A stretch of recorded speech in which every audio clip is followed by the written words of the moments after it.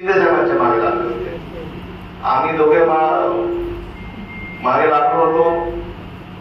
तर विजय माने, संजय भोसले, सूर्यराव आणि गोडेकर सारखे साहेबांच्या बॅनर फोटोवर मुद्दाम लावायचे.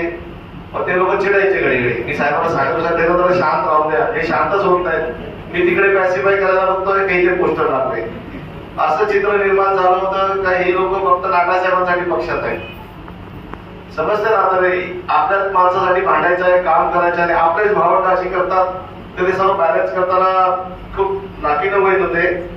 दुसरा मला जास्ती त्रास होत होता नाटासाहेबांना मी परत ह्याच्यात आणायचं का. माझे पप्पा असते असते तर मी आणलं नसतं.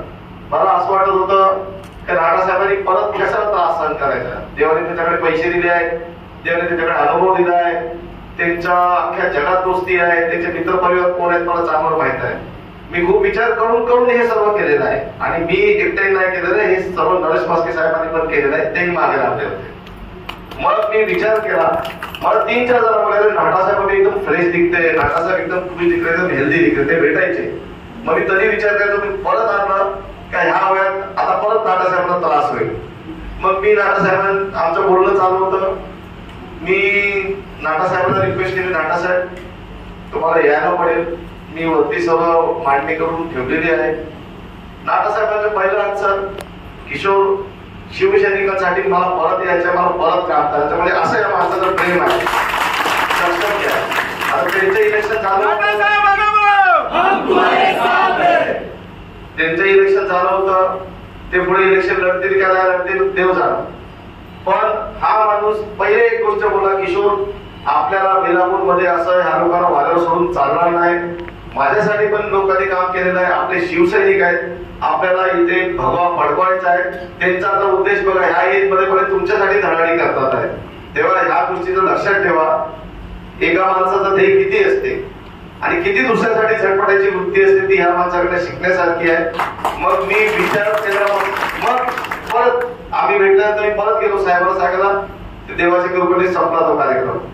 आता हा माणूस आपल्यासाठी आलेला आहे. आता लक्षात ठेवा, हे आता आपल्यासाठी आलेले आहे. आणि एकदम क्लिअर अजून दुसरी गोष्ट लक्षात ठेवा, मी नाटासाहेबांचा माणूस आहे. तर आमच्या दोघांमध्ये गटबाजी करायला कोण जाईल, कोण भांडण लावलं तर त्याचं काम होणार नाही, एकदम लक्षात ठेवा. आणि नाटासाहेब एवढ्या डिपार्टमेंट मध्ये काम केलेला माणूस आहे. सिडकोचे डायरेक्टर होते, तर सिडकोची बाजू सांभाळली. NMLCचे कमिशनर आले, सिडको बाजूला, त्यांनी NMLCचे कमिशनर झाले. असे करत करत ते कोकण पर्यंत गेलेला माणूस आहे. तेव्हा इथे जे शिवसैनिक बसलेले आहेत त्यांना असं वाटत असेल आम्ही नाटासाहेबांचं काम नाही केलं तर ते आम्हाला उद्या असं करतील, तर तो विषय अजिबात नाही. ही एक गॅरंटी देऊन सांगतो, हा माणूस आपल्या वडिलांचा समान आहे. तो सर्व सारखं प्रेम करणार आहे. आणि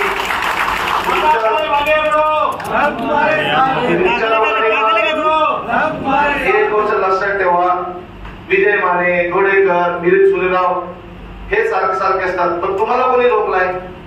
तुम्ही जावा साहेबांच्या जवळ, त्यांची कशाला कंप्लेंट करतात? तुम्ही स्वतः करणार नाही, ते करतात त्यांना करू देणार नाही, तर ह्या कंप्लेंटी चालणार नाही. माझ्याकडे तर अजिबात नाही चालणार. त्यांच्यासाठी सर्व समान आहेत, ते सर्वांना प्रेम द्यायला बसले. जावा ना जवळ, करा ना काम. आता त्यांचं काम नाही आहे, काम आपलं आहे. लक्षात ठेवा. आणि संघटना वाढवायची आहे, तर आपल्याला हे सर्व विसरून जाऊ. ते कशी प्रत्येक भूमिकेशी समरस होऊन सगळीकडे चांगलं काम केलं तर तुम्हाला पण लक्षात ठेवायचं आहे की तुम्हालाही चांगलं काम करायचं आहे.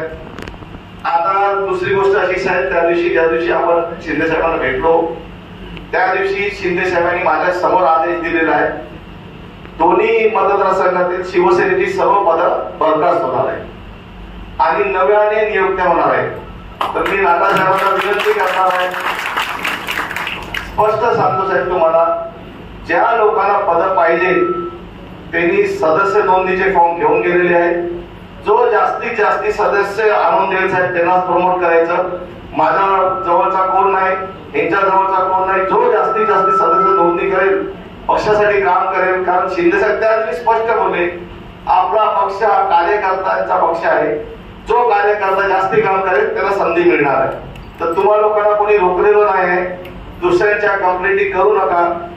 तुम्हाला फॉर्म भेटले नसतील तर मध्यवर्तीमध्ये फॉर्म आहेत, भविष्यात तुमच्या इकडे त्यांना फॉर्म द्या आणि उद्यापासून नव्या जोमाने कामाला लागा. आता आपल्याला एवढा खंबीर माणूस भेटलेला आपल्या मागे उभा राहायला.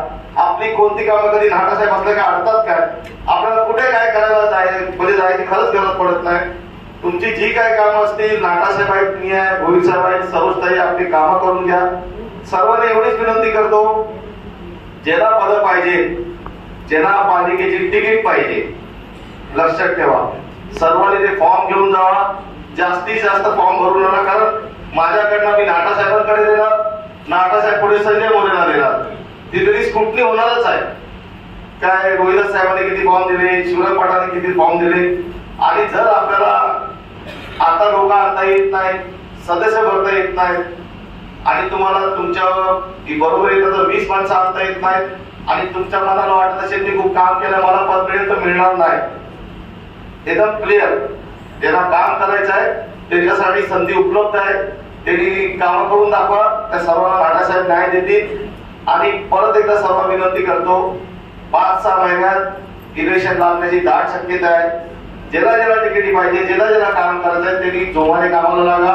मदतीसाठी नाटासाहेब आम्ही सर्व आहोत. एवढंच बोलतो. जय हिंद, जय महाराष्ट्र.